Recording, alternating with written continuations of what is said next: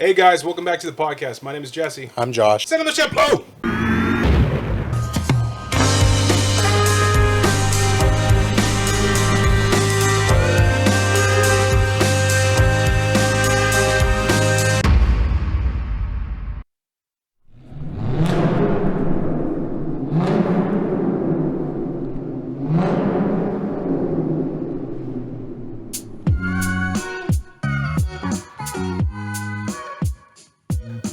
Hey guys, yeah, thanks for coming back to the podcast.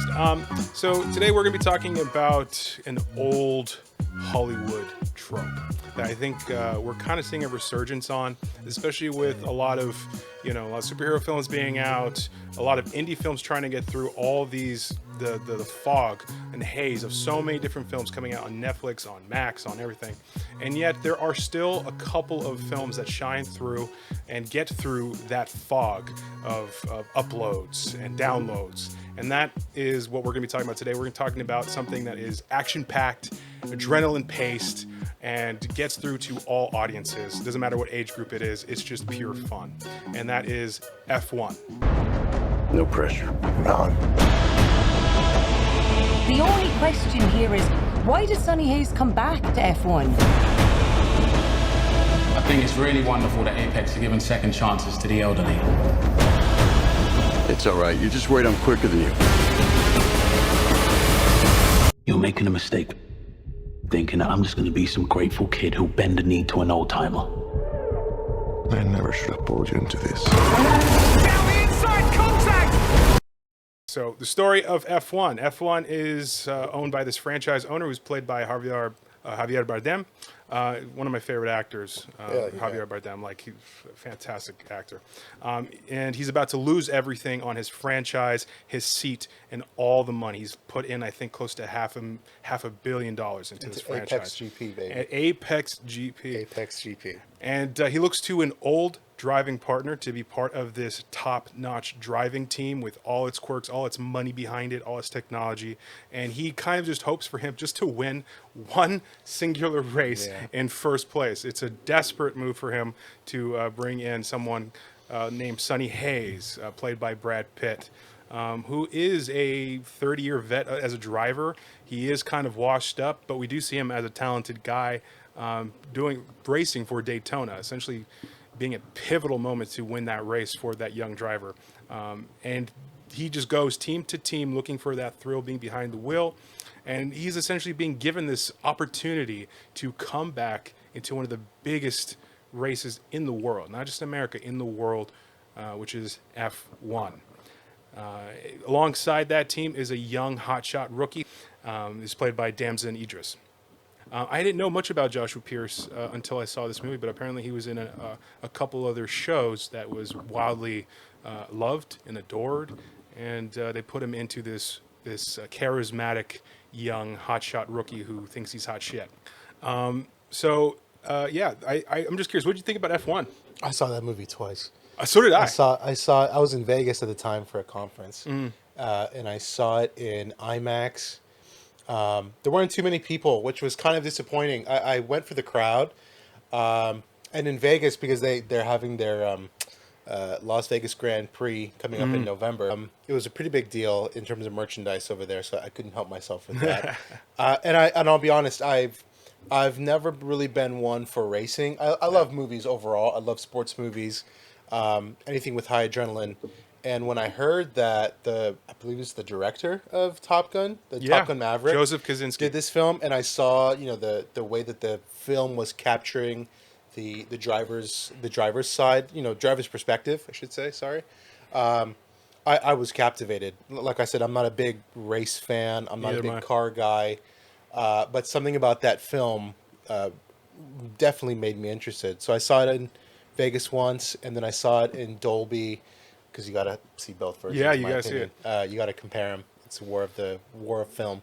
It was a great movie. Yeah, overall. so Joseph Kosinski, for those who don't know, he's done quite a few films that have been in the last 15 years. One of the biggest things he was known for was obviously Top Gun Maverick, which we'll also talk about in parallel to F1, because I think there's something going on here that is an old Hollywood trope, an old trend that I think is coming back. Yeah. Also, Joseph Kosinski is also known for doing movies with Tom Cruise before. He's done a movie called Oblivion, which is a sci-fi film. That's right. I thought the cinematography for that was amazing. The story was pretty good, but I just loved a lot of the camera work for that film. And Shout also, out to M83 too, who did the yeah, album. yeah, and also Tron Legacy. He did That's Tron right. Legacy as well. That's right. Tron Ares is coming out, Yeah, that's probably right. largely due to the success of Tron Legacy. People love that movie. I love that Mm-hmm. movie. I thought it was fantastic. Again, colors, camera work, pacing, really done well. It seems like a theme with this guy too. Done so well, might I add. I don't know if Kosinski himself is. Last name is Kosinski. I forget. Kosinski, Yeah. yeah.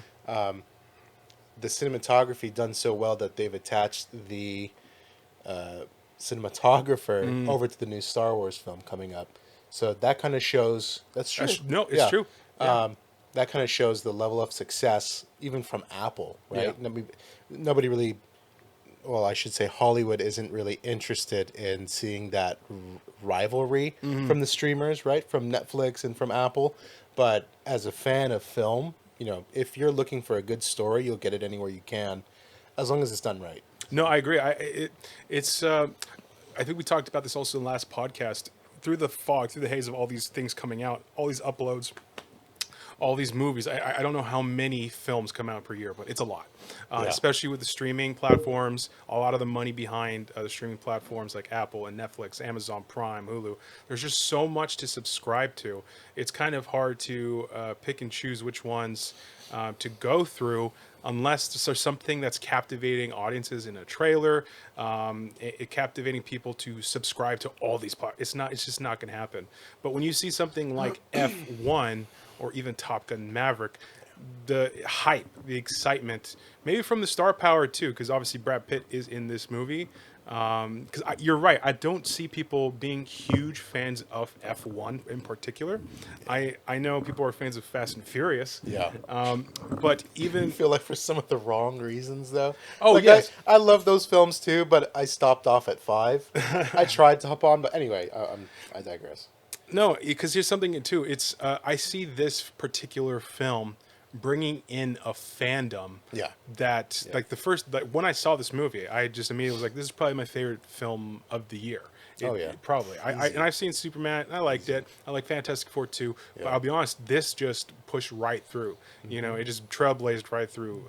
No pun intended. Music, story, acting, All of that. We'll get heart, trial. We talked about Hero's Journey. We've been talking about Hero's Journey in general. You know, it doesn't have to be all comic books and science fiction. Sometimes it's just as easy as close to home, right? Yeah. What people go through on a day-to-day basis. Yeah, so actually let's get into that, because I think there are some things here, again, that are old tropes, but it still shines through in this haze. And that's, you know, through character building, through adrenaline-packed pacing, and just character building. It's just an old concept of building up your characters, using things that work, and pushing it in a way of storytelling that keeps the attention spans of all audiences. It doesn't matter what age you are. It kept and captivated the audience. Sometimes the older the better. Yeah. I will say. I mean, I went into that film. It would have made an impact for me, being in my early teens or even 20s. Mm-hmm. But as one gets older and you start to look at life and you have a little more wisdom, I'm not going to blow my own horn, but you start to look at the challenges that you've had and you go, it doesn't. Challenge is not restricted to age, and sometimes when you're older, you look at life's hardships and you go, just because I've hit a certain threshold in my life doesn't mean that I can't overcome something. And so it is nice to see a veteran, or I think the term they use is washed up in the film. Washed up, yeah. It was nice to see that even someone who's quote unquote washed up can get their big break. Right. They can overcome the odds that they were afraid of in their youth. And usually it's in youth you find, like you mentioned earlier, arrogance, right? Arrogance of confidence and arrogance, but it's in your age, even with even when you have a built-up sense of fear around what you've not done before or what you've failed at before, it pushes you through. There is a kind of harmony in films like that. Yeah. It's to use the word inclusive, but it's impactful. No, It was a great movie. It shows a story too. You're never too old to try and finish what you started, Yeah. just for the love of the game. Yeah. And I think this goes to our very first lesson. There's a few lessons of this film. The very first lesson I want to show that I think young writers or all writers should look into, specifically when it comes to this film, is what this film does very well, which is the very first lesson: show, don't tell. Yeah.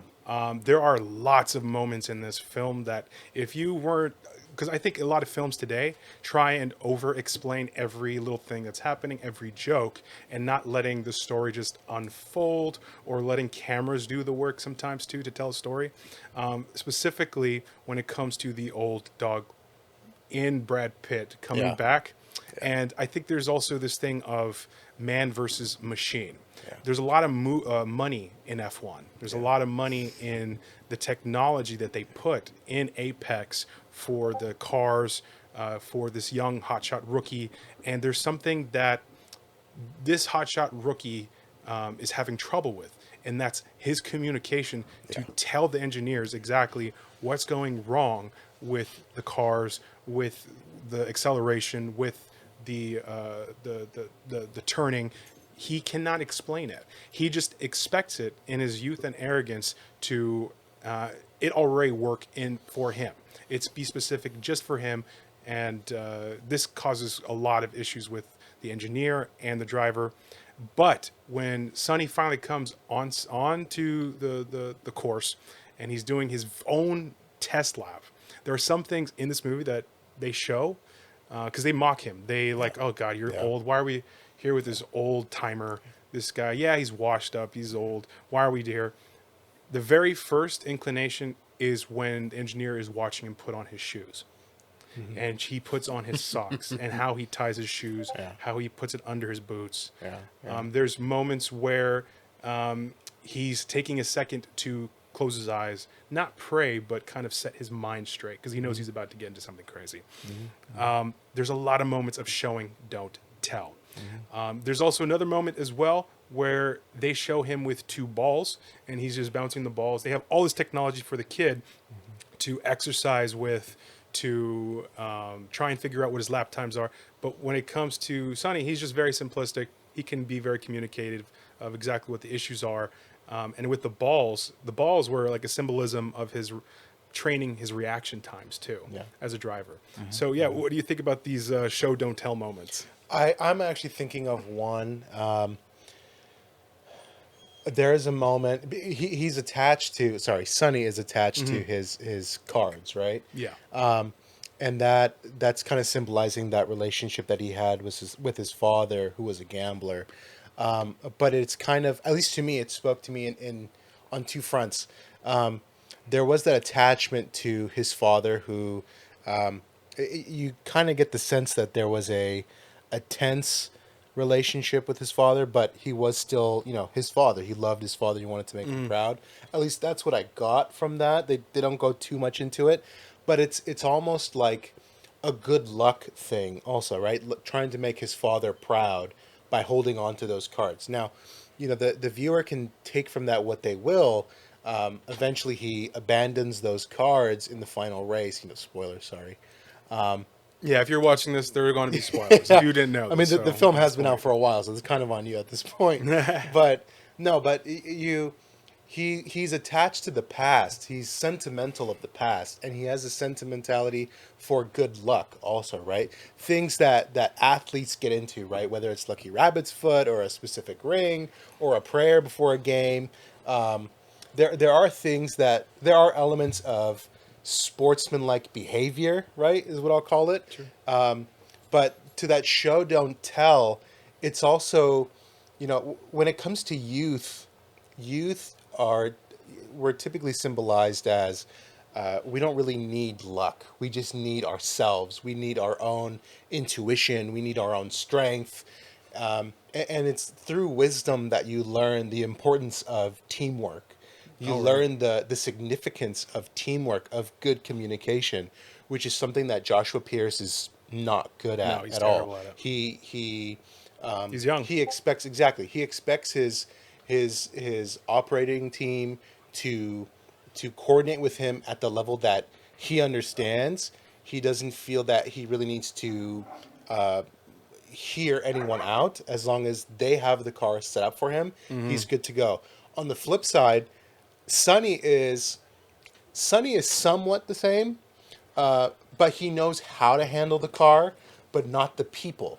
And that's kind of a two-way street. They don't want to communicate with him because they, again, view him as a washed-up dinosaur, a relic of an old era. Not a never was, or not a has been, but never was. Never was. Right? They use that. But yeah. for him, because he knows what it means to be arrogant. He knows what it means to be young and confident, but also go through that crash. He's pointing out things of, okay, maybe I'm not the best communicator, but I can tell you right now that's not how we're going to win. Yeah. Why don't we just do things in a different way? Because what you've been doing so far hasn't gotten you very much. You're actually on the verge of losing your whole what did they call it? No, again? their whole operation is about to plummet. Thank you. The Yeah. guy who bought the franchise, supposedly, had paid close to $500 million, just so that or at least they're in debt of $500 million. And he has paid all these different racers, all this time. Again, it's all this technology you see that is gorgeous technology, sensors, even, Joshua Pierce also mentions this. Like, you guys have all the sensors, but you guys can't tell me what's wrong. The engineer says, you need to communicate. I can build all this, but it's you, the driver, that has to tell me what's not working for you as well.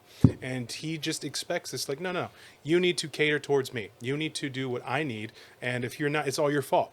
But the moment Sonny comes in, he's able to clearly, also respect the team, respect what they've done. And yes, obviously try to showboat because he has to prove himself just a bit in that first lap. But he is competing for that seat. He's not just competing with Joshua Pierce, which they get into it in that first race, but he's competing with himself. Yes. He's competing with his own thoughts and what makes for, what can make for a very destructive athlete. It's if you're in your head too much, you're not going to perform. In fact, you're going to self-sabotage. And with everyone else hoping that you'll follow to routine and sabotage yourself, it's you're competing at all levels. Yeah. So no, there's a disrespect here too. I mean, I get it because Joshua Pierce, he also knows that something is going on with the franchise team. He knows that if they don't win or even place on the 10th lap, then therefore they are going to Javier Bardem's character is going to lose the franchise, and he as a rookie, his career is just over. You are right on also these moments where in his panic and in his worry that the team might be against him, that Sonny might be against him, that he wants to also try and make sure he fails, so to keep his spot. But what he doesn't understand, and again, this goes to the character of arrogance and youth, if Sonny fails and he fails, they both are out. But there is a respect also too with that father-son relationship, because Joshua Pierce doesn't have his father in his life. He has his mother. And Joshua Pierce and Sonny Hayes is like this older figure coming in to teach the young youth the errors of his ways and what he could be, as well as a top contender in this F1 series if he just gets over himself, over his arrogance, and over his need to be famous and rich and go through all the medium of online fame or social media fame, the hype of being going back top. to basics. Going back to basically. basics, yeah. And I think this also goes to another second point of this lesson, which is something I also noticed in this film that they also brought from Top Gun into this film, which is a storyteller respecting a man of experience. Yeah. Because this is something that I've noticed in a trend of these movies where usually this used to be in the 2000s, early 2000s, where an elder figure was seen as the wise man coming to teach the young how to fix the errors of the ways, be better people, and give them advice that's going to get them over an obstacle. And lately, I've been noticing a lot of movies where a lot of men, specifically older men or just men in general, are kind of seen as bumbling fools. Yeah, that's it's unfortunate because at least the way you and I grew up with film, especially for me in the '90s, we were not short of stories of that Obi-Wan Kenobi kind of figure, right? The Gandalf the Greys.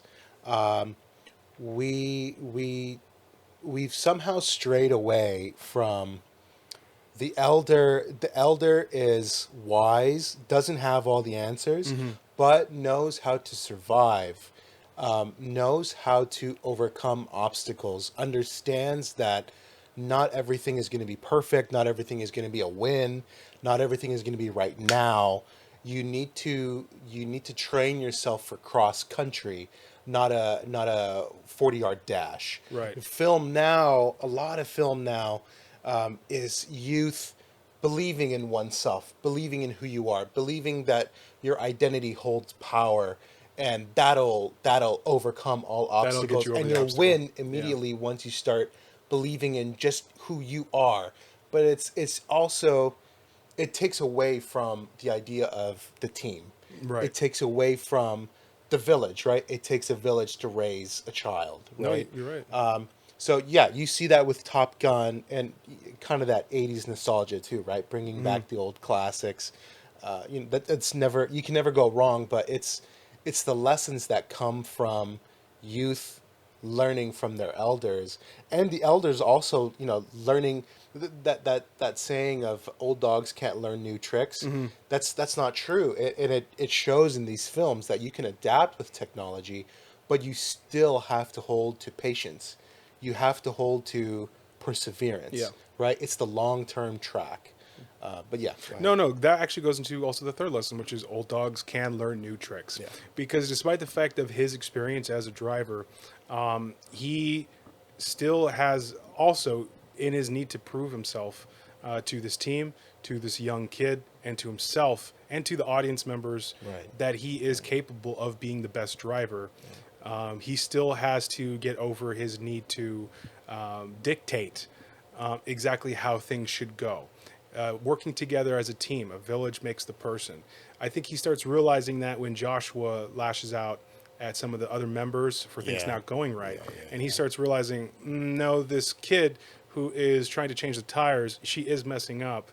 I forgot But her that's name. not how you talk to your. That's not how you talk to your team. That's not how you talk to your team. Everybody, when one fails, we all fail. When all So, yes. So it's about working together as a team, collaborating, because he has that great speech towards one of the races where he starts saying, if you can pick up a couple of seconds here, 72 laps makes a difference when we all work together. And they end up going past the line at a higher rank. I do want to parallel again the things that they brought from Top Gun into F1, which is the respecting of these male characters, because Top Gun also had this issue where a lot of young people saw this old fossil of an air pilot, an airman, whose tricks are old and outdated and outused because now they have higher technology that can beat their reaction times, beat their speed. So there is this human element kicking in. That is kind of showing technology can't be the end-all be-all to your success. There is a focus, a need to persevere, to push, and to trust in your own instincts versus trusting on something that is outside of you, that is machine, that is something that you are too dependent on. Something that you're going on to your instincts, and I don't want to let this slip away. As you get older, your memory starts to go, right? There was something that, again, I'm going to reference Obi-Wan Kenobi as many times as I can. Taking oneself out of the equation, I think, is one of the biggest lessons that you can learn as you get older. especially when it comes to a victory or when it comes to survival. In this film and in Top Gun and again, Lord of the Rings, you see that the elder is bringing up the youth, the inexperienced, the arrogant, only so far, right? As much as they can go to assure victory. Right. But sometimes there isn't enough, let's say, technology, let's say resource in the world, right?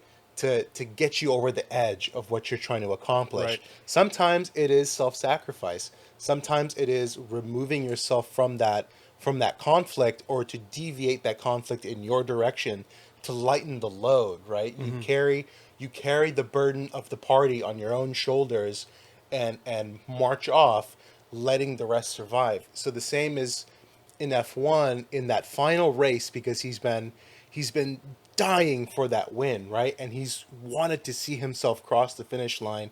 This is something he's wanted since he was younger. This would make his father proud. This would make his family proud. This would make himself proud. This would prove that he's not a washed up driver, that he's not some car junkie, but he's a true, genuine athlete. And the same is with Top Gun, that he's the best pilot.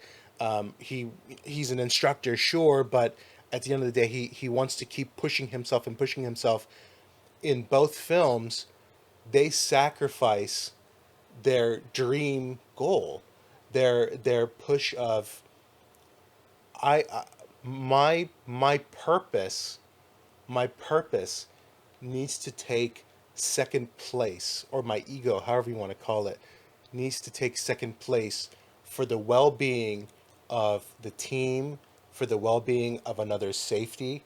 So with F1, he backs out to try to slow down the other driver, Right. because it was a what do you call it, three-way tie, right? Yeah. And they couldn't get over the edge, and they had already had that conflict where both team members couldn't decide who was going to be that top dog, who's going to cross that line, and they crashed for it. And that was the very first lesson of, do you go the route of wisdom? Is wisdom always right, or is youth and vigor always right? Taking oneself, taking your ego out of the equation, is what at times can reassure winning, because at the very least, you want to look after one another. That is the real goal, the participation, and then you concern yourself with the win. Sometimes survival is all. In Top Gun, he's looking after Goose's kid. I forget. Oh, Rooster. He's looking after his best friend, who's now dead. His kid, who's a pilot, he sacrifices himself, his own position. Maverick, I should say, sacrifices himself, his own position. Understands that he's going to go into this mission, most likely may not come back, and when that becomes evident, he makes that call, right? He did everything he could to make the mission go right, but sometimes you just need that extra push. Right. That can't come with skill. It can't come with technology or resource. Sometimes you just have to lay down. You have to lay down on that red line and let your teammate run over your shoulders. Yeah. Right? Pass the baton and go. And this is where I stay. And that is a victory in and of itself. You know what? That's true. And I noticed too, both these films have a similar way of showing both sides' egos, the old dog and the youth of arrogance, the arrogance of youth. And both characters try and uplift these young kids to become the best that they can be. But there is that feeling as well of like, hey, I know I'm still great. I know I'm still good. I still want to be the one in charge and actually do the mission. But there are in both films moments where both of them have to take a back seat. That's with Sonny when he decides, hey kid, you go and win this for us. You are going to be the one to get across that finish line. And he tries and works with the team it's like, hey, I'm going to mess up on this race here. I'm going to mess up on the road. I'm going to get the gravel on there. That's going to get us a couple seconds. But let me know exactly when this person's coming in so that I can block him and get the kid going for another couple more seconds. Because he starts realizing, I do want to win. I do want to be the best. But in order for me to get over myself and get this win, for us to be better and actually get where we want to be, I have to put myself back and let this kid go forward. And that's a 'cause he's lesson. capable. That's a lesson that youth have a very hard time comprehending. Yeah. Because think about it, when you're training up with whatever sport or whatever it may be, team based. It doesn't even have to be team based. Just overall obstacle. You are bringing yourself up to say, I have to achieve this goal. Yeah. It's on me. It's on my shoulders. It's in my strength, my capability. And then to see, the only way to assure a victory, you see a paradox almost. You've been brought up with this, winner's mentality, but a winner doesn't self-sacrifice. Yeah. Who does that, right? So I love stories like that. It shows character. It shows heart. It shows there is more to just the win. There is compassion for the struggles of other people, putting other people above yourself. Yeah. It wasn't just a sports film for me. It was a story of an underdog, which I think a lot of people can relate to, but understanding that even an underdog may not be guaranteed that win. Yeah. But life has a way of guaranteeing that challenge, that you may not have exactly what you want, but you can at least be sure you can face that obstacle with grace and with honor. So. No, I agree. And also, I agree with exactly what you just said.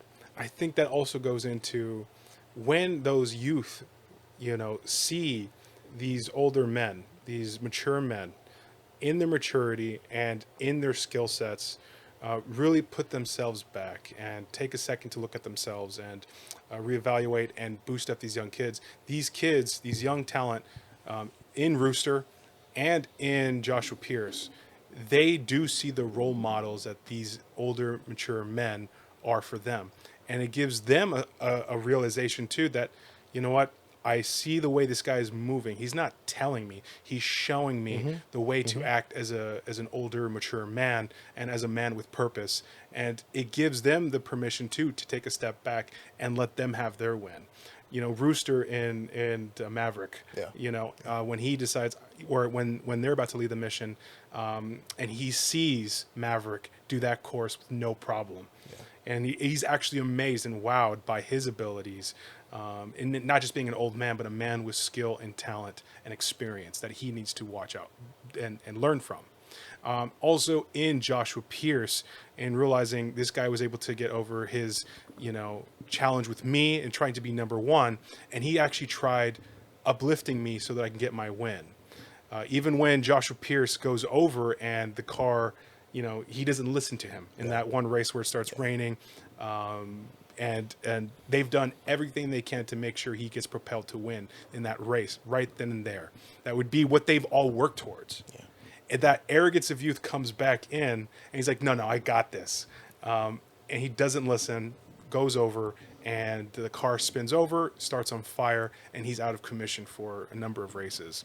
The reason why these kind of films are so successful, it comes down to the writing. It doesn't really, it's not determined by the genre, right? It can be sports, it can be science fiction, it could be adventure, it could be drama, it can be romance.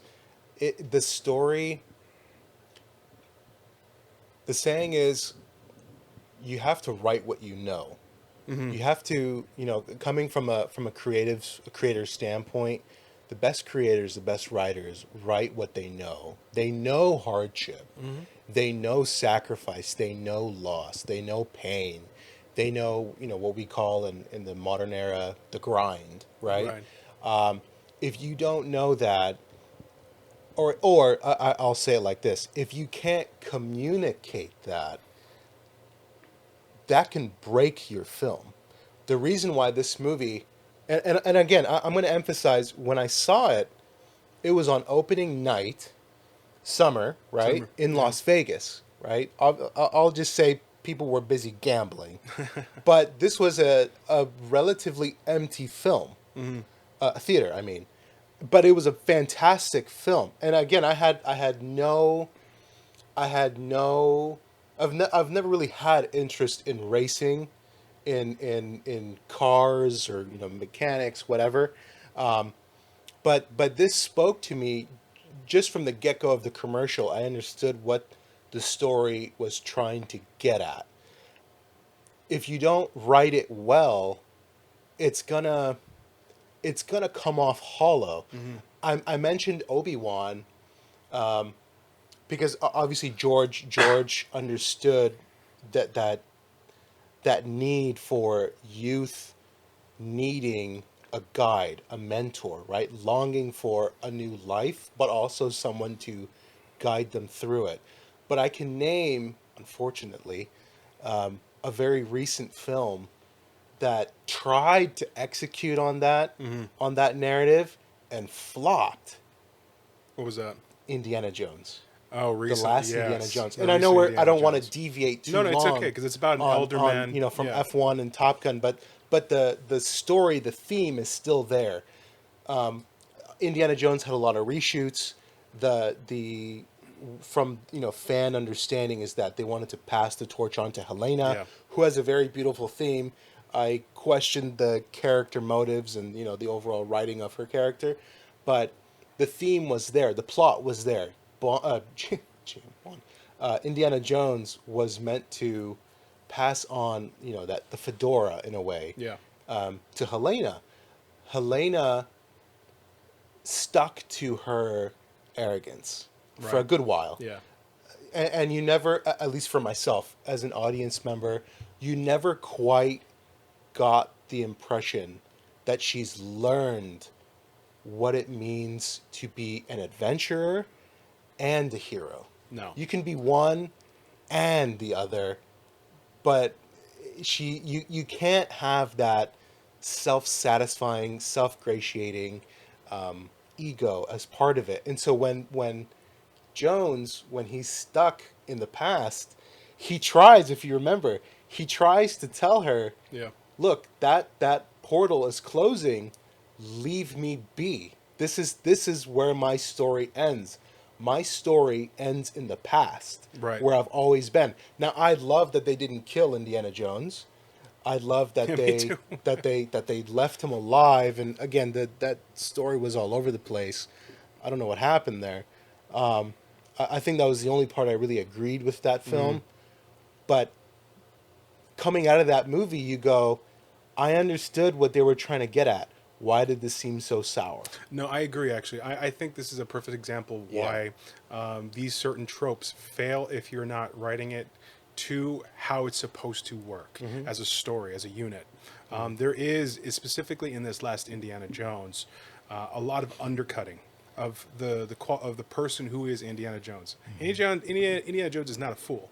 He's not a bumbling fool. He's a professor. He's an intelligent man. He's a historian. He has a background in understanding mythology and historical backgrounds and architectures. So he has a lot that a young person could learn from. Now, again, the arrogance of youth. Does the arrogance of youth come in with Helena's character? Absolutely. Is there an ego there? Absolutely. But why doesn't it work? And I think it's because there's a lot of undercutting of realism to how do these two types of egos clash? How do they overcome those obstacles together when something, a crisis moment happens? How do they team up together, work together, and realize each other, both have each other's best interests actually at heart, and they both can learn something from one another. Versus, I'm just going to let this person of experience, you're old, you're washed out, I'm going to undercut you in every which way. Oh, I'm already talented. I already know what I know. There's going to be a lot of sarcastic and witty banter. when he's trying to tell something serious, like, hey, you need to understand this in the moment. And then a quick joke undercuts that entire thing. And it You just gotta let it ride, baby. because You I think gotta this let it also ride. goes to modern pacing it too, of how a lot of movies think pacing should happen for movies, which is quick, sarcastic jokes, undercutting. Anytime there's a serious moment, well, we can't have serious moments. Comes out disjointed. We have to have levity again. We have to have a quick joke, and then we'll just keep that propelling the pace. Versus, why is it in F1 specifically, you were able to draw and keep the attention within the first 15 minutes and really keep that adrenaline pacing going throughout the entire film? It's because it never tried to make its characters a joke. They built up their characters for who they were supposed to be. It let them clash with each other, have the obstacles to overcome with each other. Was there banter? Was there humor? Yes, but that's within the characters who look at each other and can trash talk to one another. But then when the serious moments come in, there's a resolution to that as well. And of course, that's with the pacing of racing. If you have like a topic like racing and the angles and music and all that, that keeps it too. But the core is the characters. You have to keep them together as a unit. Yeah. There's another film that I'm thinking of. I almost wish I hadn't. And again, it's a totally different genre. But when you think about it, Jesus, this film could have done so much if they just stuck the landing with the writing. And it's so out of there. You know what it is? What? Quantumania. Quantum. Oh. Yeah, Ant-Man Quantumania. It was the same story. It's the same passing yeah. the torch to his daughter because they introduce his daughter in the film. I think they're doing too much for this film. Yeah, they again, it's not everything is pop culture, and again, that's part of why I appreciated F1 so much. F1 could have been dialed up to 1,000 Fast and the Furious. Oh yeah, It could have been a crashes, film. yeah. It could have been a film of nothing but partying, nightclubs, women, booze, drugs, race the next day, race the next day, arrogance, race the next day, then car crash, then he's either paralyzed from the waist down and somebody else has to take his place, and that's a whole nother thing, or just you win because you're that good. Right. But it chose not to go that route, and it became a story. Actually, let me put it this way. It didn't fool the audience into thinking Brad Pitt was the shit. Brad Pitt was a great racer who lost his way. Brad Pitt, Sonny, I should say, Sonny. stayed lost for years and kept trying to find that feeling of flying, right? Where it's just him out on the road. That nirvana, that bliss. But he couldn't get there. He couldn't get there without being able to take himself out of the equation, to take his ego out of it. It's only, oh man, it's amazing just thinking about it now. He could only achieve heaven when he was willing to lay himself down. If he had kept pushing and pushing, they certainly would have lost, and he would have stayed lost. But it was in his willingness to let go that he was able to succeed. It was the same for the Yeah. kid too. It was Yeah. the same, because you are right about the club thing. But remember in the beginning, this kid was so obsessed with internet fame when he's not even getting close to even rank. And the older figure is just like, "What are you smiling about? Yeah. What are you What partying? what are Why you doing? partying? Like, there's nothing to be excited about. We haven't even scored. We haven't gotten a single point. What are you?" And he just can't help himself. He just tries to pose for the cameras, even after that big argument in front of them. He's full of himself. But there is that moment where he goes with his cousin. It's after he realizes his own ego, after he realizes he has to take a step back and lay himself down so that he can achieve what he's been trying to achieve since he was a kid. And he learned that from the mature man.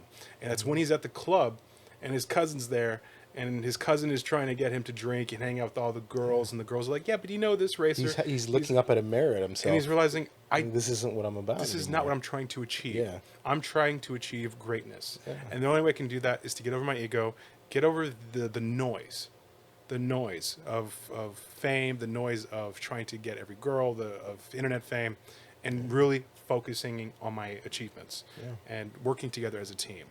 And again, music has such a great importance to this film too. Hans Zimmer is the GOAT. I think Hans Zimmer and my two favorite are Hans Zimmer and John Williams. They know how to tell a story. Yeah. But what I usually say is John Williams is definitely old Hollywood in the most respectful way, right? Like grand Hollywood. But Hans Zimmer's music is essentially the story in a nutshell. Yeah. It is the film in music form. Yeah. Yeah. No, sound. Thank God for Hans Zimmer. Thank God Honestly, for both of them. But any Hans Zimmer film, yeah. I think there's a lot of movies today that are also kind of losing that draw for what made movies so magical. And a part of that is not using just licensed music, although there is some licensed music in this film. It's used appropriately, and when it's time for just sound and music to make things more dramatic and more intense, including silence as well, it draws the attention of the viewers back in. Just from those first 15 minutes where you hear the revving of the engines, the wheels, the hard and soft wheels on the road, but also the humming of the vehicle, the twists and turns, but also, again, when Joshua goes over, just pure silence. Yeah. I think Oppenheimer is a great example of this, because Oppenheimer, throughout the film, there was moments where they're building up to the atomic bomb drop, the test, and you hear these small little, this is a testament to Christopher Nolan, the sound team, but you hear the explosions of the tests that they're doing. So they can, test the sound waves, the whatever. C4s are exploding. And I remember in the theater how loud it was, just hearing the C4. But it was building up. It was building up and ramping up to when it's finally time to test the actual atomic bomb, when everything's ready to go. I remember how nervous I was. Do you remember that? I remember that. Because we went and saw that movie and I was asking myself, why am I so anxious? I was so anxious. Theater. I'm in my safe space. I've got my popcorn, I've got my Coke, and a bomb is about to go off. Yeah. And then I realized, oh wait, I've been sitting here for 2 hours waiting for a nuke to drop. Yeah. No. I remember the whole point, obviously, is to hear the nuke drop. Yeah. Throughout the movie, you're trying to listen to how they're testing the bombs and the C4s. And I remember just the loudness of hearing the C4s, that it built a dramatic, anxiety throughout the entire theater. Not just me, not through you, but our friends, and also through the audience members. So when it was time to drop the bomb and there was silence, that I think I heard one woman go, oh, right behind me. I'm like, it's okay. It's all right. If you have your blast shield on, you're gonna be fine. Yeah, but that also plays into F1 as well. We're just using Oppenheimer as an example, but through the revving, through the hum of the vehicles, the surround sound that you feel, the vibrations you felt from the tires, it's all part of the story, and then also the silence when the fire is going and is potentially killing Joshua Pierce. We don't even know if Josh is dead or not, but you are drawn in because they built up the characters and they used the music and the sound to draw you in. That you are fully immersed. Yeah. You are fully immersed, and it's a testament. It's a really testament to how much sound affects films. Yeah. Not everybody has the money for it. I certainly don't, but I can't see any other way around it. Long live IMAX, long live Dolby. Thank God for both of them. Yeah. If somehow there could be a happy marriage between the two, oh, thank God. Thank God. Thank God for good storytelling. Making a comeback. Yeah, and now with this new, we were talking about Tron a little while ago. Now with this new Tron film, different director. I'm hoping that the lesson is there. That there is at least a good lesson. It's not just some pop culture film. Yeah. Because there was, again, that same lesson of the old man laying down the line. in Tron Legacy Yeah. with Flynn, with Kevin Flynn. Oh, you're right. Reabsorbing Clue. Flynn and his exactly. son and Clue. So there is a man. theme. There is a theme with at Old least trope. this director. I'm hoping with Jeff Bridges returning as Kevin Flynn, or Kevin Flynn's ghost, cyber ghost, whatever you want to call him. I hope this film is going to execute flawlessly to uphold that Tron legacy. I hope so You know too. what I mean? It's a testament to Jeff Yeah. Bridges as an actor. Yeah. Because Jeff Bridges is a veteran actor, and he's someone that everyone knows as the dude. But he has a big filmography that when people see Jeff Bridges, they are like, okay, I'm going to get a good performance. I might get, I'm going to go to this movie, I'm going to watch something amazing. I think it's also a testament to Brad Pitt. Because Brad Pitt is of the same light too. You know, whenever I see Brad Pitt in a movie, I'm just like, I know he's a handsome guy. Everyone thinks of him as a beautiful face and all this, but he's a fantastic actor. And I think casting him as this mature figure was a perfect casting. Again, I didn't know much about this Joshua Pierce actor, but it worked together. Their chemistry was just off the chain. Their ability to fight against one another, work together, and it was just off the chain. I'm actually looking forward to that. What was his name again? The last name was Idris. His name is Damon Idris. I'm actually Damson looking forward to. Idris. I'd never seen him in other films, but I really liked his acting. I heard somewhere that, again, this is purely rumor. I'd heard he was going to be in a Marvel film. Oh, maybe. Obviously, it's not going to be Blade. There can only be one Blade. No, but I'm happy for the second Blade. Actually, I think this is a good point too, because it's like if they do cast Blade, I'm sorry, you can't have like a 20-year-old kid, a bopper. Well, no, we have Mahershala Ali, Mahershala Ali, which I is think which he's is out. great, and I feel like he'd be right about the age. I don't know. There's a lot of story going back and forth about the new Blade film, which kind of touches on, you know, the old man laying down the line for the new generation, but the way that they were planning on writing it for this new Blade film was not optimal in my opinion. I'm not going to get into it, but anyway, so I'm hoping that this guy Idris, I hope whatever Samson part, Idris, whatever part he gets, I hope they're going to let him, you know, really show off his acting, show off that presence, because he does have that presence in terms of, I can play arrogance, Yes.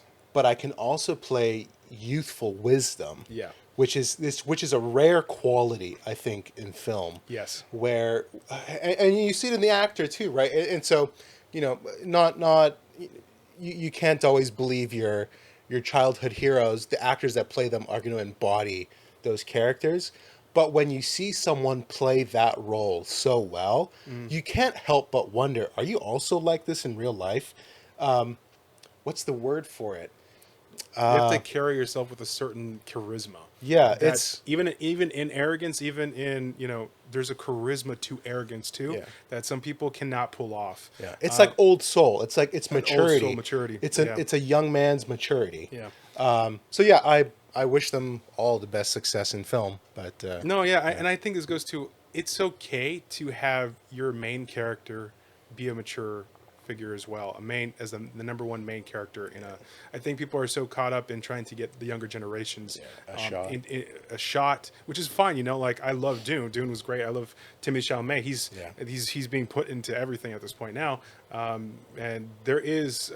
But I do think it's okay to have as a leading character in your story still a mature man, or as a leading figure. And I think Brad Pitt's a testament to this because of not just the character he plays, but also the actor he is in Hollywood too, teaching this new young actor to come in and uplift him as well. you just mentioned Dune. Shit, I didn't even think about this. You know, I'd never read the books. I think you read the books, yeah. right? Yeah. I can't say how Paul Atreides is. I am not here to say the film got it 1-to-1 from film to book. But I will say, at least the way it was put on screen, there is no... And Chalamet is a great actor, but there is no Paul Atreides character without Javier Bardem.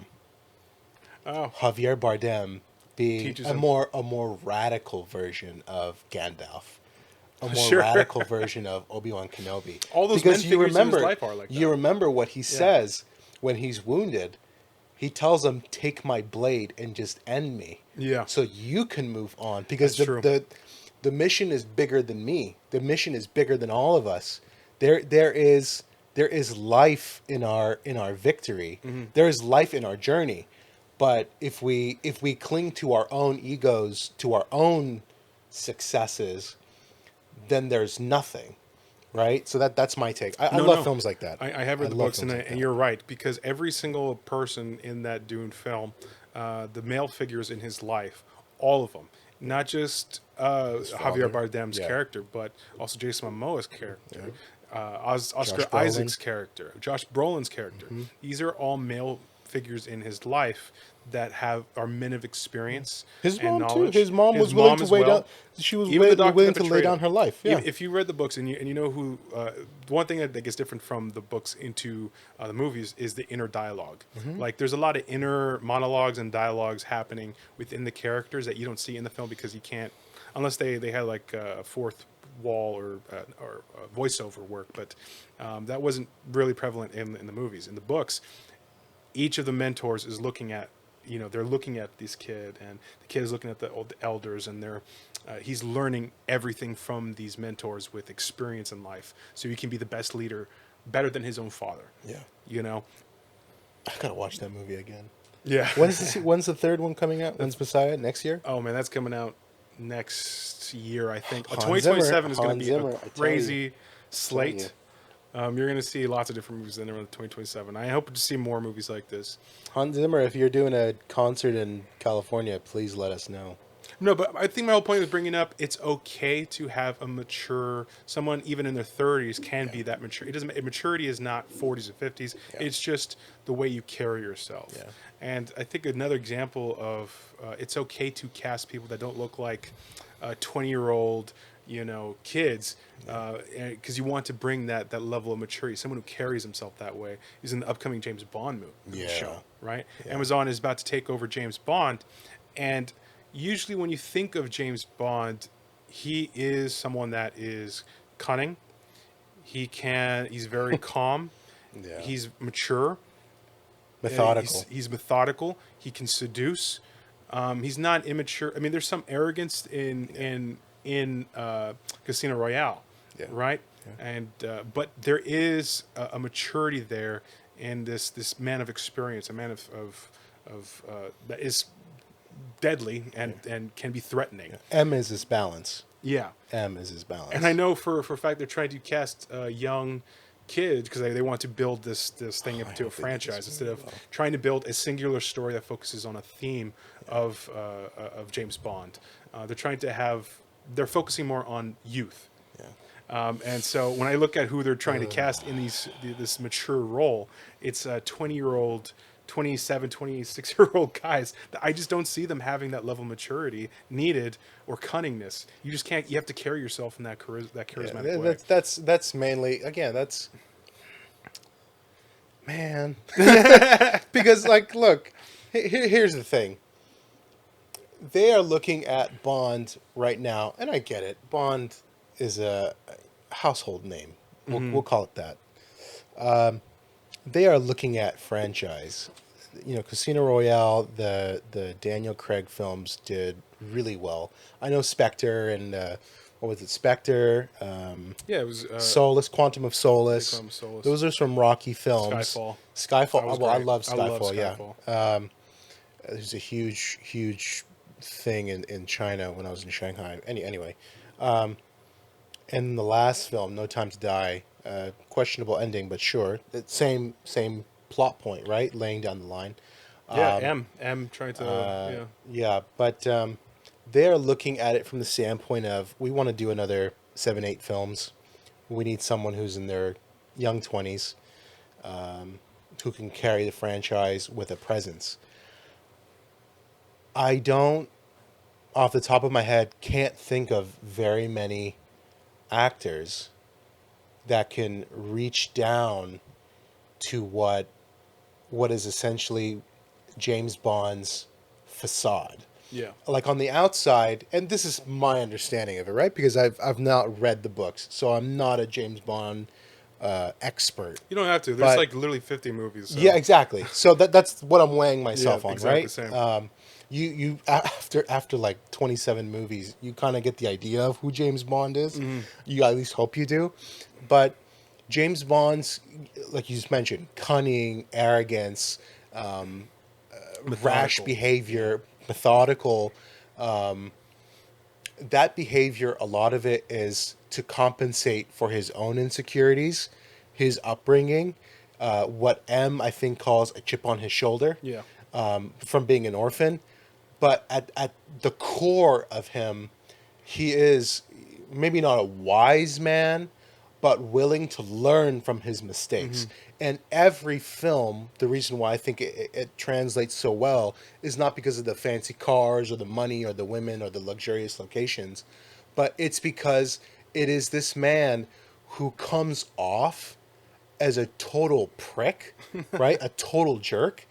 But when you have to put yourself into that scenario, he hands down sacrifices himself for the greater good in every mission. Yeah. Now, it's because of plot armor that he makes it gets out away alive, with it. and then at the Yeah. very end of the film, Bond will return in the course he next will. 007 film. Yeah. But that story translates well with No Time to Die, where you're not going to have Daniel Craig's James Bond will return in. So that's why I have a problem with these younger actors, being sought after, because I can't think of many that would embody that what you may call British presence, Right. arrogance as an agent. So for my money, I would have chosen Henry Cavill. Everyone was trying to think And about I Henry Cavill. Right and I say that not because he looks dead on Mm-hmm. like James Bond. Maybe some features are different. Yeah. Maybe he's not as lanky as Bond is meant to be, Mm-hmm. right? They have a video game coming out. I don't know if you're aware of that. Yeah, The I do. First Light. I'm excited for that, actually. That's supposed to be more book accurate to James Bond, down to the scar on his Yeah. cheek. But at least Henry Cavill can play Yeah. arrogance to a fault, cunning to a fault, but he's already played the hero. Yeah. Right? So it's the age that's getting in his way, which is so wrong, because that is a golden opportunity, if I've ever seen one for a film, to see someone who has experience. That's why I say. A wise James Bond who's still young. Like, what the hell are we talking that's about? what I say, man. What do we do? Like- 20-year-old? We want a 20-year-old? Okay, well, how about this?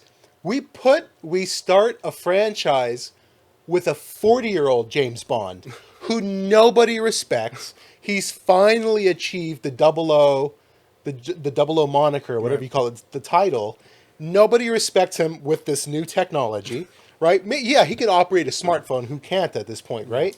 But nobody respects him with the self-destructing vehicle. Yeah. With the Aston Martin that's going to ejector seat him at a wrong button. Yeah. But he has to learn on pace with the younger 00s. Yeah. And he gets to be better than all of them. I feel like that would translate for a better James Bond, who's also a drunk. Like, imagine that. Like, oh, wow, how is he a drunk? Well, he's been drinking all his life. He's been failing at being an MI6 agent.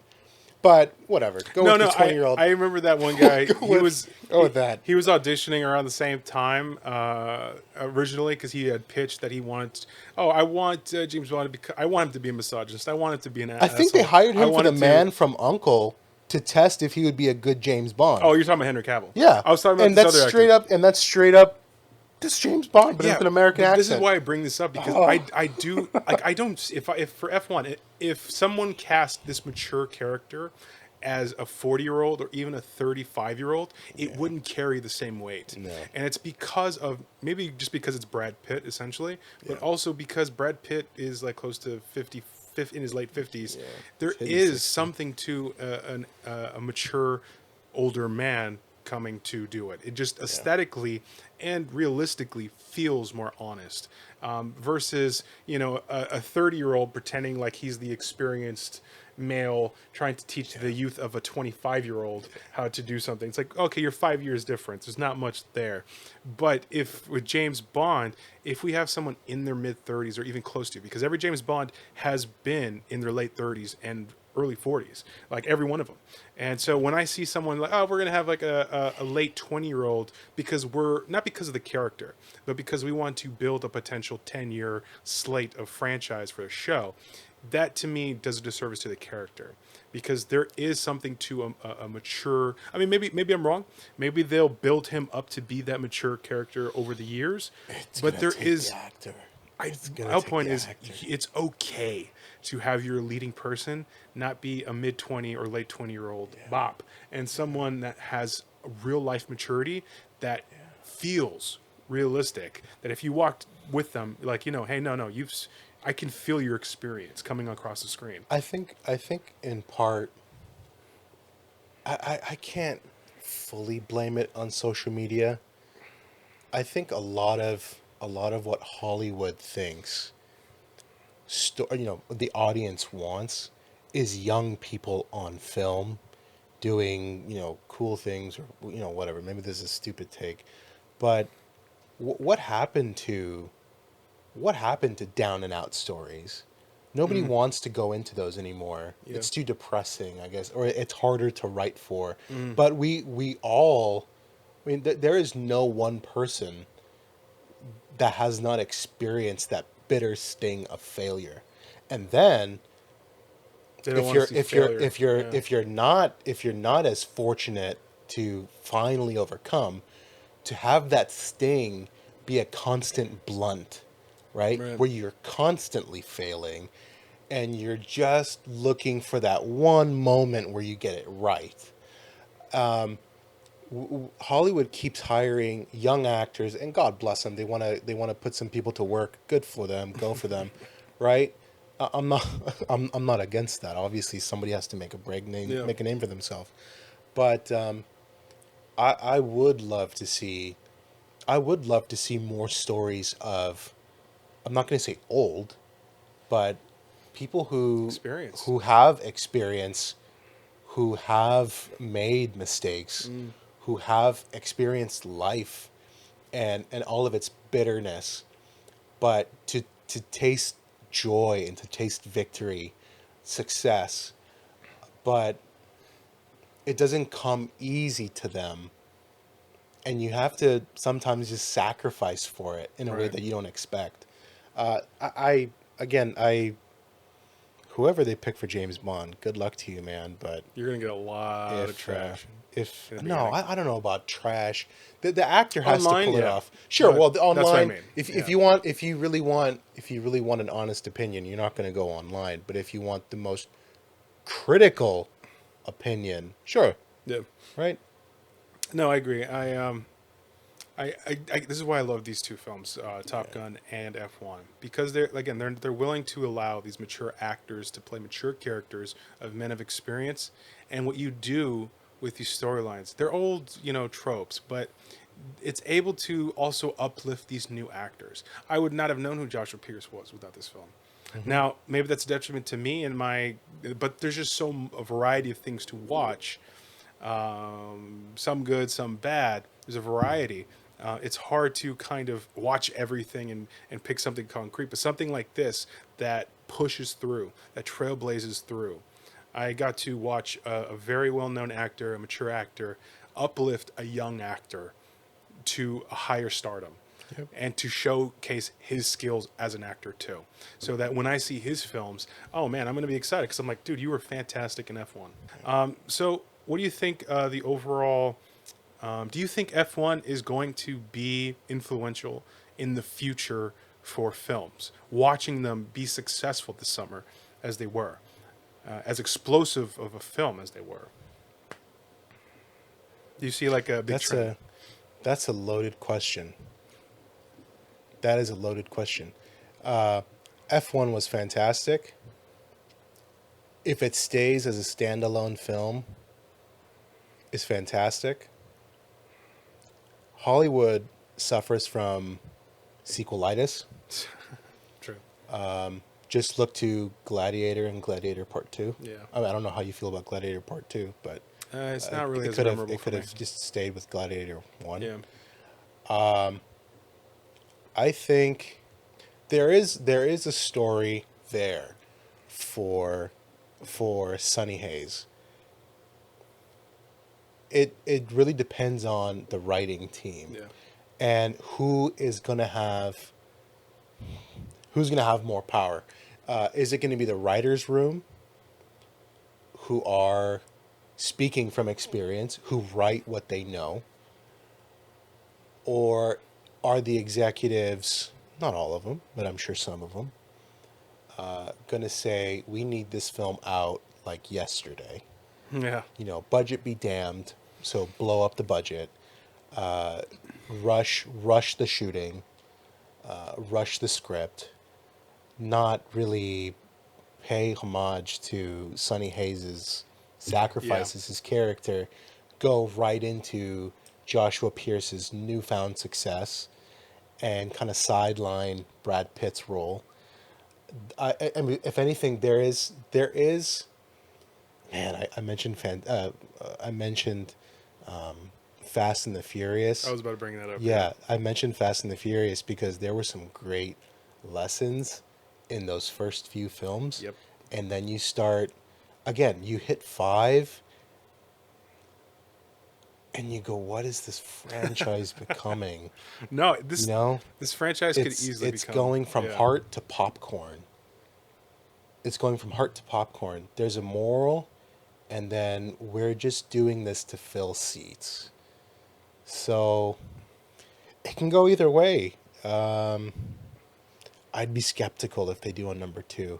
I'd love for a number 2. Yeah, and I can see how it can be done. It doesn't even have to be. I mean, they'd have to change the name from F1 to maybe something else. It would have to be F1 semicolon. Something. Maybe. I actually heard you mentioned it. I had heard that Tom Cruise was so impressed with F1. He was in a film, and literally on the same day that I was going to see F1 when I was in Vegas, they had in the hotel, they were playing Days of Thunder. Yeah. Which was Tom Cruise's racing film from back in the day with Nicole Kidman. Yeah. Tom Cruise loved the F1 film so much, I remember reading that he was interested in maybe doing a script where both characters meet. And so you have that intro from F1 where he's running the 24 hours of Daytona. Right. Where you could have Tom Cruise's character race off against Brad Pitt, which, again, we're looking at budget. So this is what I'm saying. This right here, are we going from heart? That movie. Right. But what I'm saying is, there is an appeal from the studio to go, man, Brad Pitt and Tom Cruise head to head in a racing film, right? This is going to be a blockbuster, right? And then this is going to become a franchise, more franchise opportunity. But is the story going to be there? And again, this is all speculation. This is how Hollywood is. Yeah. We have ideas thrown out there. It gets thrown to the garbage. And then 10, 15 years later, someone's going to say, oh, why didn't we ever think of this in the first place? Yeah. But by then, those actors are much older. No, they so can't they do it go right for now. something Yeah. else. But again, it comes down to, are the writers going to are they going to be let to do what they're there to do? Are they going to put their heart and soul and passion in a budgeted manner into a story? Or is the studio going $1 billion and there you go? Well, that's interesting. I don't know if You didn't know about that? I didn't hear about that. That's interesting. I remember that. I do believe that they will try to make a sequel for this film because it was pretty impactful in the sea of films that came out this summer. I don't know if people are going to pay attention to Days of Thunder, like the movie with Tom Cruise's character, because I don't know how many people actually saw that movie as a phenomenon, or was that impactful? Would people be like, oh yeah, or people like, oh yeah, just because it's Tom Cruise, not the character. This is when Tom Cruise was on the rise for his stardom. It was Top Gun but back and to all Fast and the Furious, because I do think Fast and Furious is supposed to be just one film.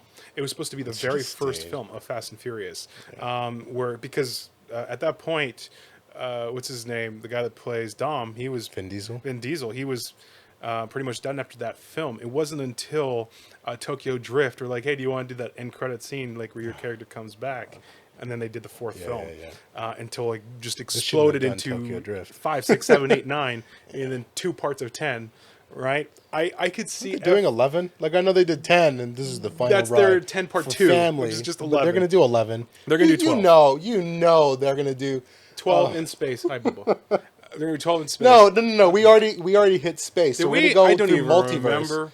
We're gonna keeps The trying to say Final multiverse? Fantasy.